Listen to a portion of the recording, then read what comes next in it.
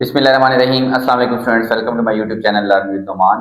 आज की इस वीडियो के अंदर हमने केमिस्ट्री फर्स्ट ईयर के चैप्टर 6 के दो क्विक टेक्स्ट देखेंगे, 6.5 और 6.6। तो वीडियो स्टार्ट करने से पहले आप लोगों से गुजारिश है कि चैनल को लाजमी सब्सक्राइब करें और वीडियोस को अपने क्लास वालों तक जरूर शेयर करें। अच्छा स्टूडेंट्स, ये जो क्विक टेक्स्ट 6.5 है ना, बेसिकली ये सैंपल प्रॉब्लम 6.5 से रिलेटेड है। इसके अंदर वो कहता है कि सैंपल 6.5 का एंथैल्पी साइकिल ड्रा करें, ठीक है, according to Hess's law to validate the calculation के, और कैलकुलेशन जो हमने उधर की उनको भी वैलिडेट करें। अच्छा, मैंने वो सैंपल प्रॉब्लम की वीडियो अपलोड की हुई है। अच्छा, एक कंप्लीट वीडियोस भी सैंपल प्रॉब्लम्स की आएगी वो भी, और उसके अलावा 6.5 की टॉपिक के साथ मैंने वीडियो अपलोड की हुई है, ठीक है। तो एंथैल्पी ऑफ रिएक्शन हमने कैलकुलेट की जब हम ये प्रोपेन ऑक्सीजन के साथ बर्न होकर हमारे पास कार्बन डाइऑक्साइड और वाटर बनाता है, वो कितनी है -2044 किलो जूल पर मोल। बेसिकली इसने हीट दी हुई थी 14 ग्राम को, इसको बर्न किया था। हमने इसको ग्राम्स के बाद मोल्स में लेके गए, फिर हमने देखा वो एक मोल के लिए जितनी एंथैल्पी निकल रही थी वो थी standard enthalpy of reaction -2044 kilo joule per mole. फिर हमने ये कैलकुलेट की standard enthalpy of formation of propane, इसकी फॉर्मेशन वो थी -104। इन दोनों की उसने हमें सैंपल प्रॉब्लम के अंदर दी हुई है। अब हेसिस लॉ के मुताबिक इसका साइकिल ड्रा के हमने इसको करके उसको वेरीफाई करना है। अच्छा देखें स्टूडेंट्स, हेसिस लॉ के मुताबिक इसको ऐसे लिखेंगे, इस इक्वेशन को साइकिल ड्रा करेंगे 5O2, ये हमारे पास 3CO2 प्लस 4H2O। अच्छा अब देखें, ये सारा कुछ carbon hydrogen oxygen, carbon hydrogen और ऑक्सीजन, इन तीन चीजों से मिलकर बना। तो carbon plus hydrogen plus oxygen आपने ऐसे लिख लेना। कार्बन कितने हैं, दोनों साइड्स पे कार्बन की तादाद बराबर है, तो इधर ही देखें सिर्फ 3 कार्बन है, 3 कार्बन प्लस हाइड्रोजन कितने हैं 8। हाइड्रोजन मॉलिक्यूलर फॉर्म में होता है H2, तो 4 into H2। ये ऑक्सीजन कितने होंगे 10, ऑक्सीजन भी मॉलिक्यूलर फॉर्म में होता है तो 5H2। इन तीनों से जब एक मोल C3H8 बना तो standard enthalpy of formation C3H8 वो कितनी है स्टूडेंट्स, वो ये वैल्यू लिखी हुई है मेरे पास, ये ठीक है, मैं यहां पे नहीं लिख रहा, ये वैल्यू हो गई, ठीक है। ये क्या है, एंथैल्पी ऑफ रिएक्शन, क्या है, एंथैल्पी ऑफ रिएक्शन हो गया। नेक्स्ट चीज हमारे पास, अगर इससे इन रिएक्टेंट से हमारे पास कार्बन डाइऑक्साइड बने तो स्टैंडर्ड एंथैल्पी उसको 1 कह लें, क्या कह लें, 1 कह लें, वो है standard enthalpy of formation of carbon dioxide. इसको डेल्टा H1 कह देता हूं मैं, लेट्स सपोज ये क्या है, डेल्टा H1 है। और इसका भी मैं नाम, ये डेल्टा H मीथेन वाले का, इसको मैं डेल्टा H एक्स कह देता हूं, लेट्स सपोज एक्स कह दिया, और इसका नाम डेल्टा H2। ये जब हाइड्रोजन और ऑक्सीजन मिलके वाटर बनाते हैं तो standard enthalpy of formation of water, इसको मैंने डेल्टा H2 कहा, तो ये मैं ऐसे लिख देता हूं डेल्टा H2, और ये वाली वैल्यू x के बजाय इसको मैं 3 लिख रहा हूं, ये होगी डेल्टा HX3। ये हमारे पास साइकिल है। फॉर्मेशन क्या होती है कि एक मोल एटम से जब वो कंपाउंड बनता है, उनकी ये सॉलिड फॉर्म में, ये गैसियस फॉर्म में, ये गैसियस फॉर्म में, तो एक मोल कंपाउंड जब स्टैंडर्ड फॉर्म में बनेगा उस वक्त जो enthalpy release, standard enthalpy of formation, इसको मैंने डेल्टा H3 लिखा, ठीक है, डेल्टा H3 लिख लिया, ठीक है। अब हेसिस लॉ के मुताबिक देखें, हमने ये चीज कैलकुलेट की रिएक्शन में, हमने ये कैलकुलेट किया जिसको हमने डेल्टा H3 कहा हुआ है। अगर मैं हेसिस लॉ के मुताबिक इसको कैलकुलेट करना चाहूं, हेसिस लॉ के मुताबिक, तो ये डेल्टा H3, आप चाहे इस रास्ते से आए, एक पाथ ये है, एक मेरे पास रास्ता ये वाला है, ठीक है स्टूडेंट्स, ओके। दूसरा रास्ता मेरे पास क्या है स्टूडेंट्स, ये वाला और ये वाला। मतलब पहले मैं इनसे इसको बनाऊं और फिर इससे वापस आऊं, तो ये मेरे पास इक्वेशन क्या बन रही है, जरा गौर करें कि इधर डेल्टा H3 ये बराबर होना चाहिए किस किस के, अगर मैं इधर से चलूं तो delta H1 plus delta H2, ठीक है, ये है standard enthalpies of formation, plus sorry उसमें प्लस करूंगा डेल्टा HR, क्या ऐड करूंगा, डेल्टा HR, ठीक है स्टूडेंट्स। अच्छा ये कई तरीके से होता है, अगर आप कैलकुलेट करना चाहें, लेट्स सपोज आप डेल्टा HR इधर से कैलकुलेट करना चाहते हैं, तो आपको डेल्टा HR इस इक्वेशन इसमें इसको ऐड करेंगे, लेकिन फिर आप माइनस, लेट्स सपोज आप इस पे लगाना चाहते हैं, ये है माइनस डेल HR, ये है डेल HR। अगर आप इसको कैलकुलेट करना चाहें, वैलिडेशन ही करनी है ना, तो फिर हम इसको एरो को इधर लेके आऊंगा तो मैं लिखूंगा माइनस डेल एच थ्री, ये इक्वल होगा माइनस डेल एच थ्री, और ये दोनों उसमें ऐड होंगे plus del H one plus del H two. ठीक है, ये माइनस क्यों हुआ स्टूडेंट्स? ये माइनस तब होगा, देखें ये हम रिएक्शन यहां से यहां जा रहे हैं तो डेल एच थ्री है, जब मैं अपोजिट आ रहा हूं तो माइनस लगाएंगे। ठीक है, कुछ रिएक्शंस में इन दोनों के अगेंस्ट जब हम आएंगे तो वहां पे भी हम क्या लगाएंगे? माइनस। फिलहाल मैंने वैलिडेट करना था ये जो हमने कैलकुलेट की enthalpy of formation of propane, ठीक है, ये निकली माइनस 104। अगर ये 104 है तो इस स्टेप से भी मैं आऊं, मैं इस स्टेप से भी इधर आऊं प्रोपेन की तरफ, इस स्टेप में ये दो हैं डेल एच वन और डेल एच टू, इनकी डायरेक्शन सेम है तो ये ऐड होंगे, डेल एच वन और डेल एच टू ऐड होंगे, ये माइनस डेल एच आर होगा। क्या होगा? ये सॉरी डेल एच वन और डेल एच टू ऐड हुए, और ये माइनस क्यों हुआ? क्योंकि ये बेसिकली एंथैल्पी ऑफ रिएक्शन है। अगर आगे जाएं, अगर अपोजिट डायरेक्शन में आ रहे हैं तो वहां क्या लगेगा स्टूडेंट्स? माइनस लगेगा। क्या लगेगा? प्लस करके माइनस डेल एच आर। ये माइनस क्यों लगा? क्योंकि हम इसके अपोजिट डायरेक्शन में आ रहे हैं। ठीक है, अब इनकी वैल्यूज पुट करते हैं, लेकिन रिएक्शन के मुताबिक डेल एच थ्री इसका एक ही मोल बन रहा है, जो डेल एच थ्री की वैल्यू वो कितनी निकली? माइनस 104। इधर से कैलकुलेट डेल एच वन किसके लिए है? Standard enthalpy of formation of carbon dioxide, इसके 3 मोल बन रहे हैं, 3 मोल, और एक के लिए जो एंथैल्पी ऑफ फॉर्मेशन है वो स्टूडेंट्स कितनी है कार्बन डाइऑक्साइड के लिए? Minus 393.51, minus 393.51 plus del H two है जब ये वाटर बन रहा है, और वाटर के 4 मोल्स बन रहे हैं। कितने मोल बन रहे हैं? 4, और इसकी वैल्यू वाटर की, इसको डेल एच टू मैंने कहा हुआ ये है माइनस 241.82, माइनस 241.82। लकीर का फकीर बनने की जरूरत नहीं है, अपने तरीके से करें। Plus minus del H R, ये प्लस माइनस क्या हो गया? माइनस, और डेल एच आर की अपनी वैल्यू कितनी निकली थी? माइनस 2044। इन सबको इसको मल्टीप्लाई करते हैं स्टूडेंट्स कैलकुलेटर की मदद से, मैं लिखता हूं ये सारा कुछ।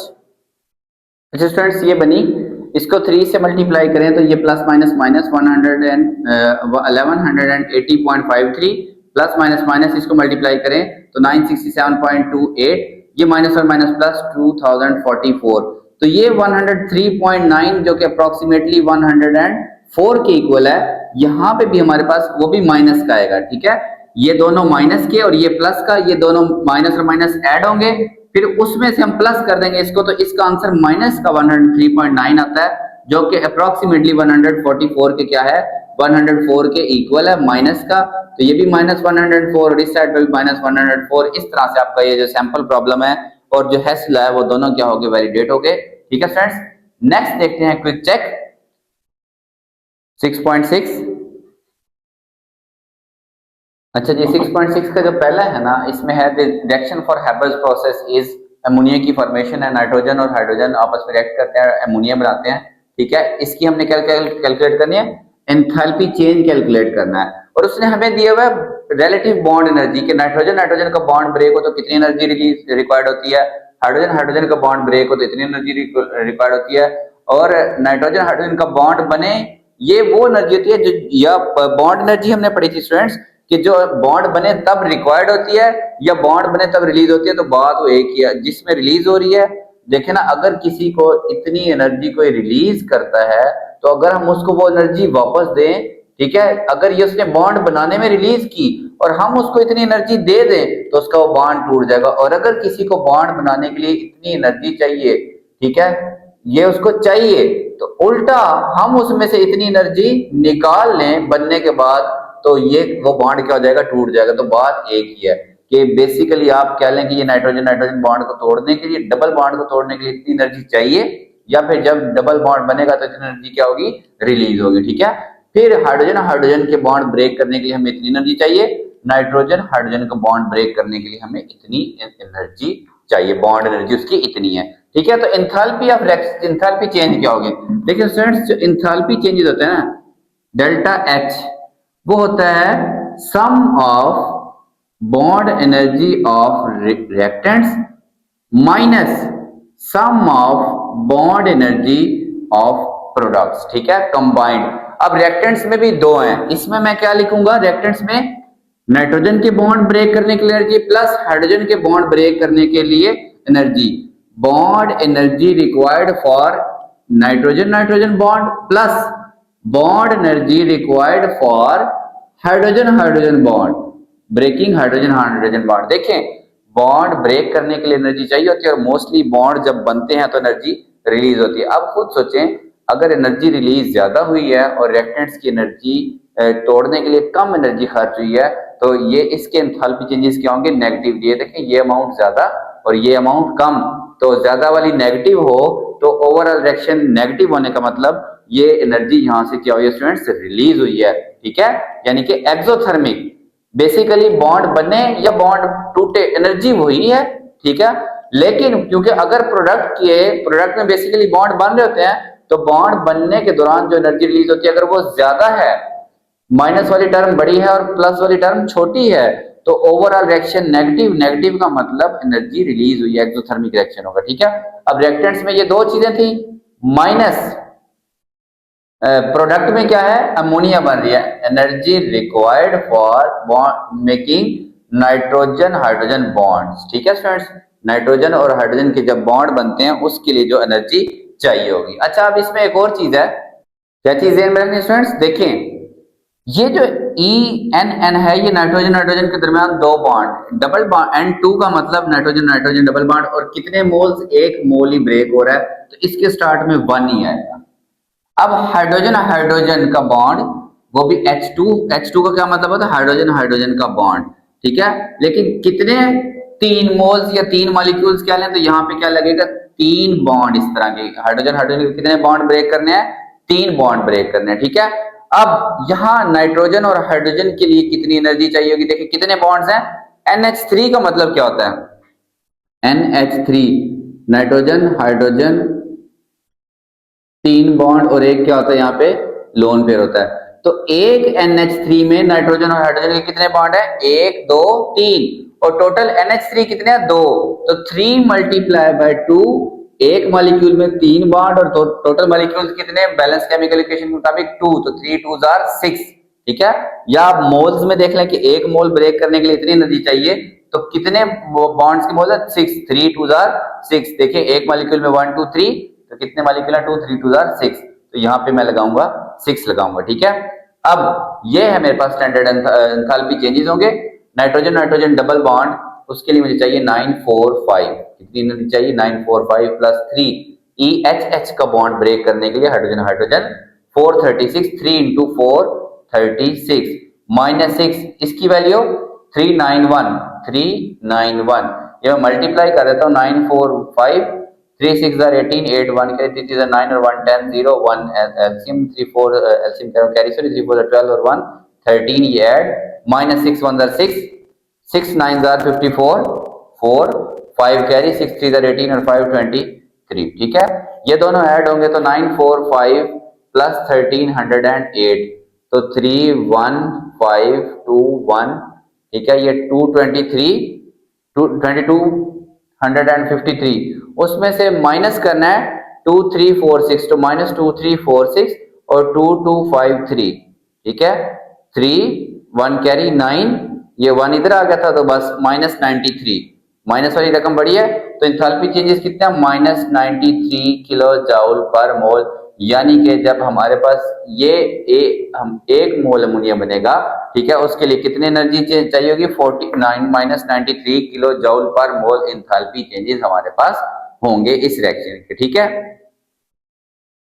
नेक्स्ट देखें students, calculate the enthalpy changes for following reaction. Same 6.6 में क्विक चेक में सेकंड है कि एथेनॉल बर्न होता है, कार्बन डाइऑक्साइड और वाटर मॉलिक्यूल बनते हैं। ठीक है, अब इसमें देखें एथेनॉल का ये मॉलिक्यूल होता है कार्बन CH3, ये ऐसे CH3 फिर CH2, ठीक है, फिर O और फिर H, ये एथेनॉल का एक मॉलिक्यूल है।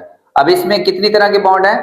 फिर आगे OO, ये O2 का मतलब OO, ये बॉन्ड ब्रेक होंगे 3। ठीक है, कार्बन डाइऑक्साइड बनेगी CO2, ये कार्बन डाइऑक्साइड होती है। ठीक है, फिर वाटर बनेगा H2O। ठीक है, अब ये आपने टोटल बॉन्ड गिने हैं। देखें, अब इसकी जो एंथैल्पी चेंज कैलकुलेट करने हैं वो होंगे sum of energy required for breaking the bonds between reactant minus sum of energy required release when the bonds are form. ये रिलीज होती है इसीलिए ये माइनस लगा हुआ बेसिकली, ठीक है। अगर रिलीज होने वाली प्रोडक्ट यहाँ पे क्या है, व्हेन प्रोडक्ट इज फॉर्म्ड, ठीक है। तो अगर प्रोडक्ट वाली ज्यादा है और रिएक्टेंट वाली कम है तो एक्सोथर्मिक। अगर रिएक्टेंट्स को तोड़ने के लिए एनर्जी ज्यादा चाहिए और प्रोडक्ट्स बनने के दौरान कम एनर्जी तो एंडोथर्मिक रिएक्शन होगा। रिएक्टेंट्स में अब ये दो हैं, ये दो हैं और फिर आगे उनमें कई तरह के बॉन्ड हैं, ठीक है। अब इसमें क्या होगा स्टूडेंट्स, देखें यहाँ पे इसमें रिएक्टेंट्स वाले में ये रिएक्टेंट है ना, और रिएक्टेंट में सारा कुछ क्या क्या है स्टूडेंट्स, CH के बॉन्ड है, energy required for breaking CH bond plus energy required for breaking CO bond, energy required for breaking C single bond oxygen, ये क्या है सिंगल बॉन्ड ऑक्सीजन। फिर energy required for breaking oxygen और hydrogen का bond, oxygen और hydrogen का bond, तीन तरह के बॉन्ड है। एथेनॉल में ये CH3 CH2 और OH, तो 5 बॉन्ड है CH के, ये CH वाले बॉन्ड हो गए, ये C और O का बॉन्ड होगा और OH, तीन तरह के बेसिकली, एक कार्बन हाइड्रोजन, ये कार्बन कार्बन भी है, सॉरी कार्बन और कार्बन भी है इसके अंदर, plus E carbon carbon minus, ठीक है। कितनी तरह के से बॉन्ड है, एक carbon hydrogen carbon hydrogen carbon hydrogen carbon hydrogen carbon hydrogen carbon carbon, दो दूसरी टाइप, कार्बन ऑक्सीजन तीसरी, ऑक्सीजन हाइड्रोजन चौथी टाइप। अब फिर इनकी तादाद भी लिखनी होती है, देखें यहां तो 1 है, ठीक है, लेकिन वैसे कार्बन हाइड्रोजन के कितने बॉन्ड है, 1 2 3 4 5, तो इसके शुरू में लगाऊंगा 5। कार्बन ऑक्सीजन का एक ही बॉन्ड है, यहाँ पे 1 ही होगा, ऑक्सीजन हाइड्रोजन का 1 बॉन्ड है, यहाँ पे 1 होगा, और कार्बन ऑक्सीजन का भी एक ही बॉन्ड है, यहाँ पे क्या होगा स्टूडेंट्स, कार्बन और ऑक्सीजन मैंने भी लिखा था उसका भी एक ही बॉन्ड है, यहाँ पे भी क्या होगा 1, यहाँ 5 क्यों लगा कि 1 2 3 4 5 टोटल कार्बन हाइड्रोजन के बॉन्ड है।